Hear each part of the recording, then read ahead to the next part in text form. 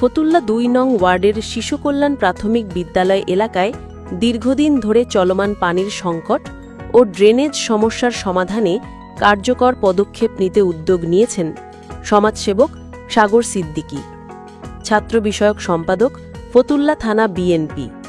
এলাকার সাধারণ মানুষ ও ময়মুরব্বীদের সঙ্গে নিয়ে অনুষ্ঠিত এক আলোচনায় পানি উত্তোলনের জন্য নতুন পাম্প স্থাপন ও ড্রেন নির্মাণ বিষয়ে বিস্তারিত আলোচনা হয়।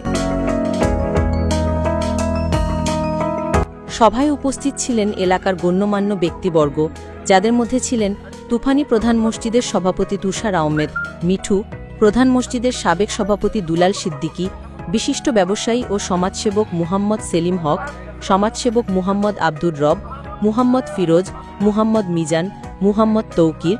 এছাড়া উপস্থিত ছিলেন এলাকার তরুণ প্রতিনিধি সুমন, রতন, হৃদয়, সোহাগ ও রাকিব।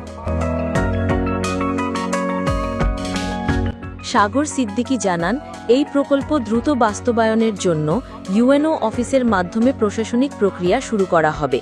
তিনি আরও বলেন, এলাকাবাসীর স্বতঃস্ফূর্ত অংশগ্রহণ ও পরামর্শ এই কাজকে এগিয়ে নিতে অনুপ্রেরণা দিচ্ছে।